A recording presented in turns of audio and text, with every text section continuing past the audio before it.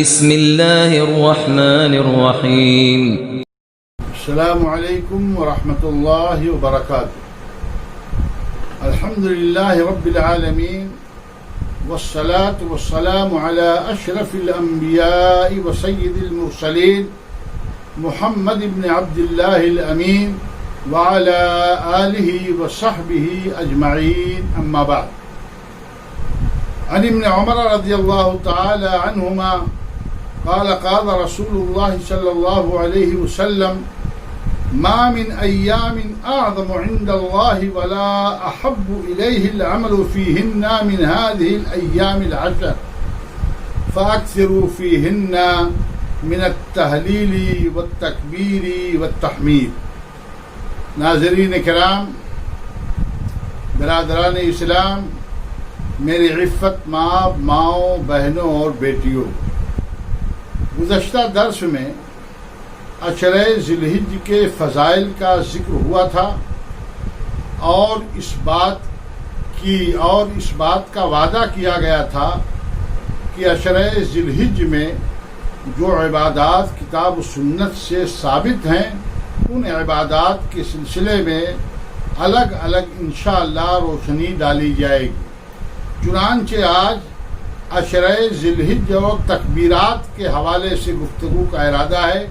اللہ رب العالمین سے دعا ہے کہ مولا مجھے حق اور سچ بات کہنے کی توفیق عطا فرمائے. اس تعلق سے حضرت عبداللہ ابن عمر رضی اللہ تعالی عنہما سے ایک حدیث مروی ہے جس کو ابھی خطبہ مسنونہ کے بعد میں نے آپ حضرات کے گوش گزار کیا ہے. حضرت عبداللہ ابن عمر رضی اللہ تعالی عنہما سے روایت ہے کہ رسول اللہ صلی اللہ علیہ وسلم نے فرمایا کہ اللہ تعالیٰ کے نزدیک ذی الحجہ کے ابتدائی 10 دنوں سے زیادہ عظیم کوئی دن نہیں ہے اور نہ ان دنوں کے عمل سے زیادہ محبوب کسی اور دن کا عمل ہے. اس لیے ان ایام میں بکثرت لا الہ الا اللہ، اللہ اکبر اور الحمدللہ کہا کرو. اس لیے مسلمانوں کو ان چیزوں کا التزام و اہتمام کرنا چاہیے. اس حدیث کی بنیاد پر علماء نے زمان و مکان کی تفریق کے بغیر کہ آدمی چاہے جہاں ہو، چاہے مسجد میں ہو، چاہے گھر میں ہو، چاہے بازار میں ہو، چاہے اپنی دکان پر ہو، چاہے اسکول میں ہو، چاہے مدرسے میں ہو، کہیں بھی ہو، زمان و مکان کی تفریق کے بغیر ہر وقت اور ہر جگہ پورے عشرے میں تکبیرات کو مشروع قرار دیا ہے.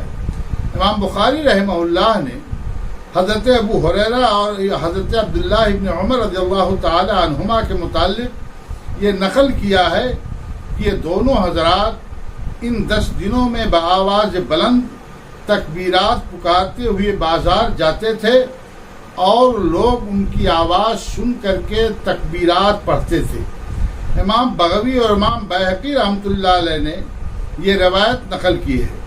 امام طحاوی حنفی نے فرمایا کہ ہمارے مشائخ پورے عشرہ ذی الحجہ میں تکبیر کہتے تھے.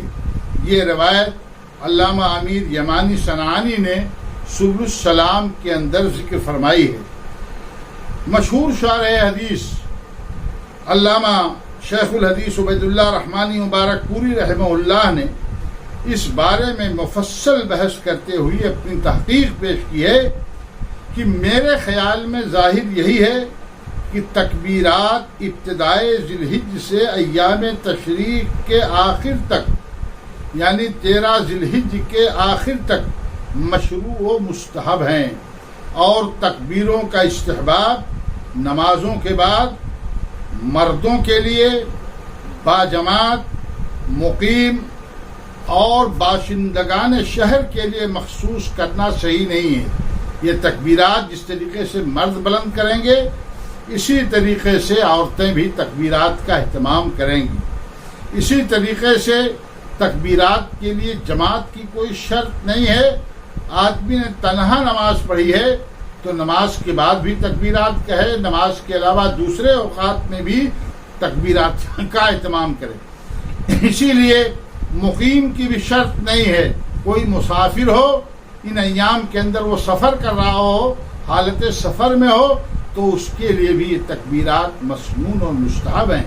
اسی طریقے سے شہر کے باشندوں کی شرط لگانا بھی درست نہیں ہے، یہ سب کے لیے ہے، چاہے کوئی دیہات میں رہنے والا ہو چاہے کوئی شہر میں رہنے والا ہو، بلکہ ان ایام میں ہر وقت اور ہر مسلمان کے لیے یہ تکبیرات مشروع ہیں، جیسا کہ حضرت عبداللہ ابن عمر اور حضرت عبداللہ ابن عباس رضی اللہ تعالی عنہما کے آثار سے پتہ چلتا ہے۔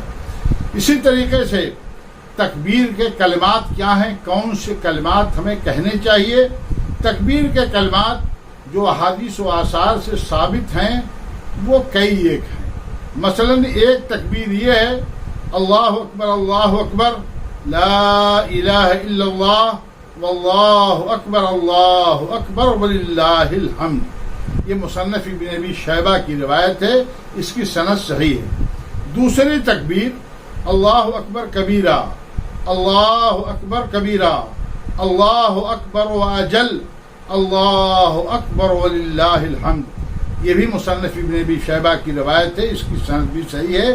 اسی طریقے سے امام بیہقی نے اس کو السنن الاوسط کے اندر اور السنن الکبریٰ کے اندر بھی اس کو ذکر کیا ہے۔ اسی طریقے سے تکبیر کے کلمات صحیح سند کے ساتھ یہ بھی ثابت ہیں کہ اللہ اکبر اللہ اکبر اللہ اکبر کبیرہ، اس کی سند بھی صحیح ہے۔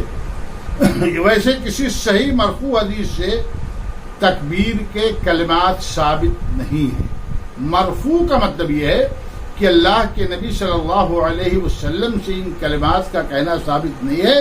مذکورہ کلمات اور ان کے علاوہ بعض دوسری تکبیرات یہ سب صحابہ اور تابعین کے آثار سے منقول ہیں، یعنی ان تکبیرات کا اہتمام صحابہ نے کیا ہے، تابعین نے کیا ہے۔ اللہ کے نبی صلی اللہ علیہ وسلم سے تکبیرات کے کلمات ثابت نہیں ہیں۔ جو روایتیں آثار صحابہ اور آثار تابعین سے وارد ہوئی ہیں ان میں سے بعض صحیح ہیں اور بعض ضعیف ہیں۔ چنانچہ میں نے ابھی بتایا جن تین تکبیرات کا میں نے ذکر کیا ہے یہ تینوں تکبیرات صحابہ کرام اور تابعین سے صحیح سندوں کے ساتھ ثابت ہیں۔ اللہ رب العالمین ہم تمام مسلمانوں کو ذی الحجہ کے عشرہ اول کے اندر زیادہ سے زیادہ تکبیرات کا اہتمام کرنے کی توفیق عطا فرمائے اور زیادہ سے زیادہ اللہ رب العالمین کی حمد و ثنا، اس کی کبریائی اور بڑائی، اس کی تحمید و تمجید اور اللہ رب العالمین کی الوہیت بیان کرنے کی ہم سب کو توفیق عطا فرمائے۔ آمین۔ وآخر دعوانا الحمد للہ رب العالمین۔ والسلام علیکم ورحمۃ اللہ وبرکاتہ۔